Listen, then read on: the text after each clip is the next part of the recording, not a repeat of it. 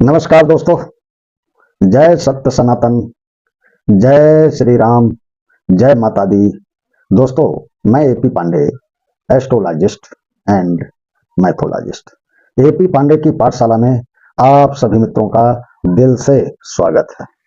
कैसे हैं आप सब? आशा करता हूं कि स्वस्थ होंगे, मस्त होंगे। दोस्तों, आज पाठशाला में हम बताएंगे कि मैहर में मां शारदा के रहस्य क्या हैं।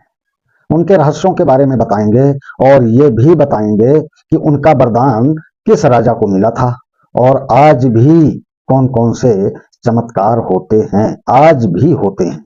और कुछ रहस्यमयी बातें बताऊंगा जो सब लोगों को पता नहीं है, क्योंकि मैं वहीं सतना का रहने वाला हूं, जो अभी तक सतना जिला में ही मैहर आता था और अब हालांकि नया जिला बन गया है, मैहर जिला हो गया है, लेकिन सतना से 35 किलोमीटर में माता रानी का स्थान है।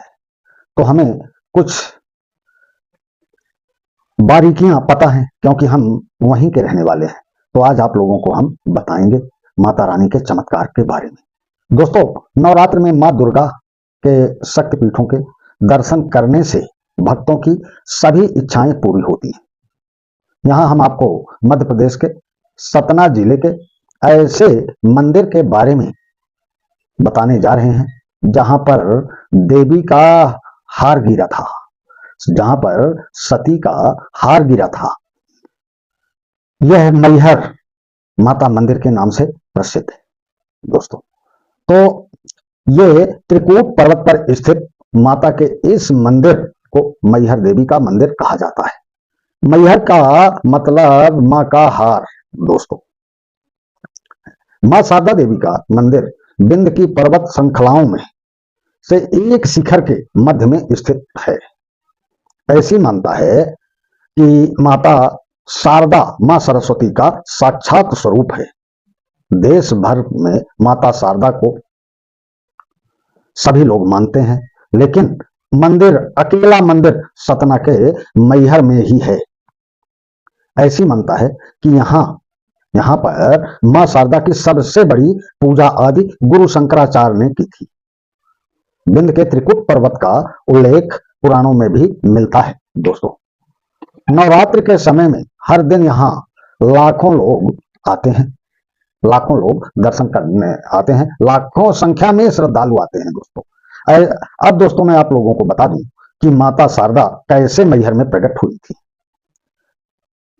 दोस्तों, शास्त्रों के अनुसार दक्ष प्रजापति की पुत्री सती शिव से विवाह करना चाहती थी। उनकी यह इच्छा राजा दक्ष को मंजूर नहीं थी।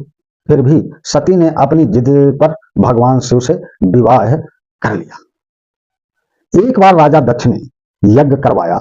उस यज्ञ में ब्रह्मा, विष्णु, इंद्र और अन्य देवी देवताओं को आमंत्रित किया, लेकिन जानबूझकर अपने जमाता यानी दामाद भगवान शंकर को नहीं बुलाया।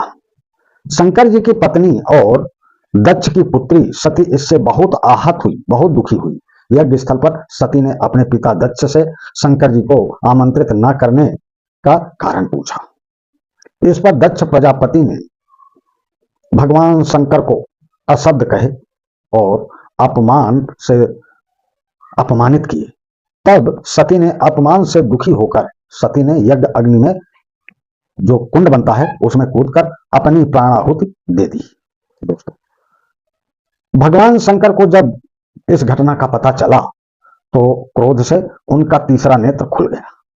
उन्होंने यज्ञ कुंड से सती के पार्थिव शरीर को निकालकर कंधे पर उठा लिया और गुस्से में तांडव करने लगे। ब्रह्मांड की भलाई के लिए भगवान विष्णु ने ही सती के शरीर को 52 भागों में विभाजित कर दिया। जहां भी सती के अंग गिरे वहां शक्तिपीठों का निर्माण हुआ। कहते हैं कि यहाँ सती का हार और कंठ गिरा था। हार गिरने की वजह से इस देव स्थान का नाम मैहर पड़ा और कंठ गिरने से शारदा माता विराजी, जो भक्तों को विद्या और सुरीला कंठ प्रदान करती है। आगे चलकर इस मंदिर को मैहर माता मंदिर कहा जाने लगा। अब दोस्तों इसमें कहानी आती है एक आल्हा ऊदल की। मां शारदा का यह मंदिर त्रिकूट पहाड़ियों पर स्थित है, ऐसा कहा जाता है। उनको त्रिकूट पहाड़ियां ही बोलते हैं। मां शारदा के इस मंदिर की खोज सबसे पहले आल्हा और ऊदल ने किया था। दोस्तों दो सगे भाई थे ये, इनका और बहुत बड़े योद्धा थे। कहा जाता है कि आल्हा और ऊदल मां शारदा के परम भक्त थे। उन्होंने पर्वत की चोटी पर मौजूद इस मंदिर को ढूंढ निकाला था। इसके बाद उन दोनों ने 12 वर्षों तक कठोर तपस्या कर देवी मां को प्रसन्न किया। इनकी तपस्या से प्रसन्न होकर माता ने उन्हें अमरता का वरदान दिया था। ऐसी मानता है कि यहाँ आज भी हर दिन ब्रह्म मुहूर्त में यहाँ आल्हा और ऊदल मां की पूजा करने आते हैं। यह मंदिर लोगों के बीच बेहद मशहूर है। यहाँ देश विदेश के कोने कोने से भक्त आते हैं। दोस्तों अब दोस्तों मैं आप लोगों को बता दूं कि आल्हा और ऊदल कौन थे। मान्यता है कि माता शारदा के दर्शन सबसे पहले आल्हा और ऊदल दोनों भाइयों को हुए थे, और दोनों भाई करते भी हैं, आज भी सबसे पहले दर्शन वही करते हैं। और ये मां शारदा के परम भक्त बुंदेलखंड के दो वीर योद्धा भाई आल्हा और ऊदल परमार में के सामंत थे। दोस्तों कलिंगर के राजा परमार के दरबार में जगनिक नाम के एक कवि थे। आल्हा खंड नामक एक काव्य रचा था जिसमें इन वीरों की गाथा वर्णित है। इस ग्रंथ में इन दो भक्तों वीरों की 52 लड़ाइयों की रोमांचकारी वर्णन किया गया है। आखिरी युद्ध उन्होंने 1182 में पृथ्वीराज चौहान के साथ किया था। पृथ्वीराज चौहान की युद्ध में हार हुई, पर इस युद्ध में ऊदल वीरगति को प्राप्त हुई। गुरु गोरखनाथ के आदेश से आल्हा ने पृथ्वीराज को जीवन दान दे दिया, परंतु आल्हा के मन में वैराग्य आ गया और उन्होंने संन्यास लेकर 12 वर्षों तक मां की कठोर तपस्या की। आल्हा माता को शारदा माई कहकर बुलाते थे, शारदा माई कहकर पुकारते थे, तो इसलिए प्रचलन में देवी का नाम शारदा माई हो गया।